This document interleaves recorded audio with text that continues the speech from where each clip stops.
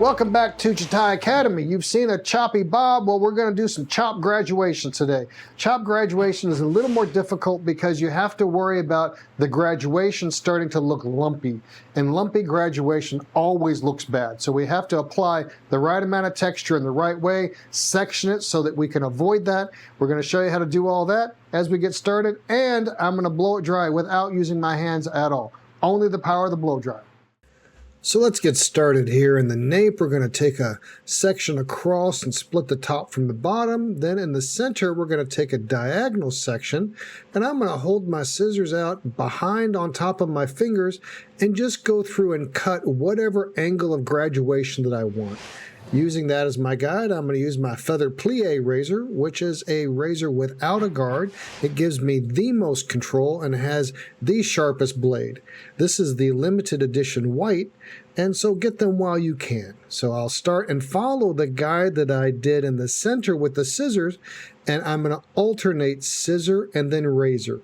So this section here, I'm pulling out the same angle of elevation, following the same angle of graduation, and I'm going to go through and just chop that line in with my scissors to get my graduation into it. Now, I'm not trying to be real precise with this.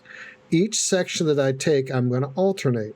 So this section, I'm going to follow the guide and use my razor to go through and chop the section. So each section is going to fluctuate between more texture and softness and more texture and structure. This is my Tokyo scissor from Jatai. It is the longest blade I have at 6 inches. It has a nice point. It's very sharp, and I like the longer blade for doing this technique because on the opposite side, it makes it much easier to cut on top of my fingers like I'm doing now. Here I'm going through and using my Feather Plier Razor to go through and put my chop graduation in. Now, typical, school of thought is that if I do this, it's going to be really, really lumpy and look really, really bad. But because I'm taking very, very thin sections and I'm elevating it at a higher level of graduation, it makes a much smoother blend. So I can get that texture from chopping into it without it being very, very lumpy. Now on the other side, you can see why I like a longer scissor. It makes it so much easier to cut on top of my fingers to make my choppy graduation blend at the same angles and that I'm cutting from the top down. I'll do the razor exactly the same on the other side, just keeping my choppiness as even and as consistent as possible. After I finish the underneath, we're going to move on to the top of the head. I'm going to start at the same angle for my partings, and I'm going to try to elevate at the exact same angle that I did underneath. Using my razor, following the same method of keeping a short little choppy stroke so I can start to build the weight of the graduation without too much weight that I start to create lumpiness. Here, going in with my Jatai Tokyo scissor and going through and putting a little choppy graduation into it as I work from top down.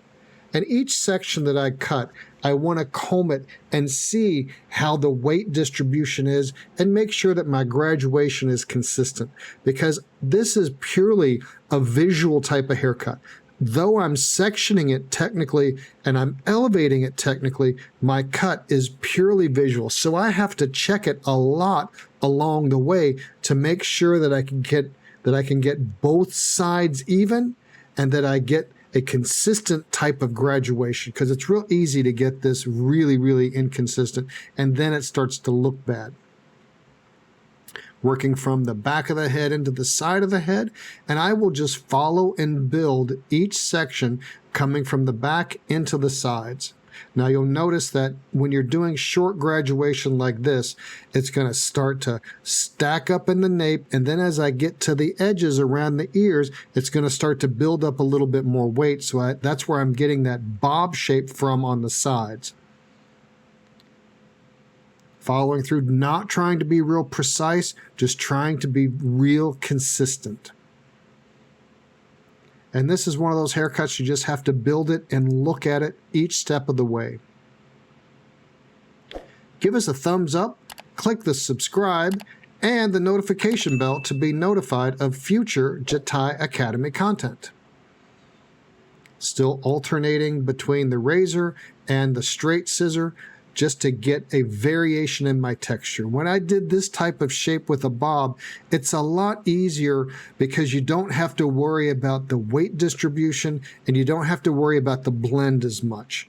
Because when you're dealing with one lengths, once you get that shape in on the bottom, you don't have to worry about seeing the choppiness of it other than it flicking out the separation on the bottom. So here, just being patient, working from back to front, and trying to build my shape visually. If I need to fine tune it, I'll fine tune it. Like that little piece, I thought maybe it was a little heavy, but we'll see. I may fine tune that a little bit more as we go. Pulling out, following my guide from underneath, keeping my scissor and my razor stroke as consistent as possible. There we go, and I like where that's starting to hit on the jawline. Now from here, I got my last section. I'll take a little bit of the previously cut hair as my guide as I start to work into the sides. I want to make sure that as I start to apply each new cut, that I'm using the guide and not recutting into the guide. That's a difficult thing, so it's okay to not be exactly on top of your guide as you're working this shape. That's why every time I finish a section, I want to comb it and see how it fits. Now we're going to use a little bit of Jatai blade glide to make sure that the blade of my razor slides through the hair a lot easier and gives me a very, very consistent result. And I'll use it mostly when I'm doing internal texturing with the razor. And I'm going to go through, pull out each section, and with my Feather Plier Razor, just go through and as delicately as possible, go through and channel cut to remove some of the weight, because these mannequin heads have a lot of weight. I want to maintain that corner in the front. That's why I keep pulling that out and showing that corner. I don't really texturize that much or remove that much weight. I want to keep that solid. Here's a good angle to see how I'm trying to apply this texturizing very, very finely and judiciously so that I can remove weight more than creating separation. You'll notice that I tend to close the blade in between taking sections, and that just gives me a little extra protection and make sure that I'm respecting the blade so I don't cut myself. And just continue to work up until I run out of hair. Be sure to follow us on your favorite social media at Jatai Feather. And here I'll just continue to visually remove as much weight as I feel needs to help that hair kind of lay down and not get too puffy and bell-like in its shape. I think that when it gets too bell-like, it tends to look a little dated, even though this haircut has a lot of modern texture to it. Now, when I go to blow this dry, I first started just using the blow dryer to go through and start getting some aeration in it and getting some volume to it. And I think it started to look really good. So I just used the blow dryer and that's all. I didn't use my fingers to stretch it out. I didn't do anything other than on the bangs. I kind of blew the bangs down with a little bit of a brush to make sure that they're smooth. But everything else is just using that blow dryer to get volume and allow the hair to naturally separate and get the texture that I've built into it by applying the structure of the haircut. Then just a little finger styling to make sure that everything pops and it shows the texture like we want and that I don't have anything that I need to fine tune. All right, here's our end result, and I think that that looks pretty good for not using my hands and it blowing it dry and just letting the blow dryer do the work. And I think it really shows off, you know, kind of this choppy graduation, because the fear you got to get over is doing a graduation that looks lumpy. I want it choppy and piecey and have a lot of separation, but I don't want it to look lumpy and poorly done. That's going to come from how we angle our fingers and how we consistently apply our scissor layer with our razor layer and then fine tuning it at the end.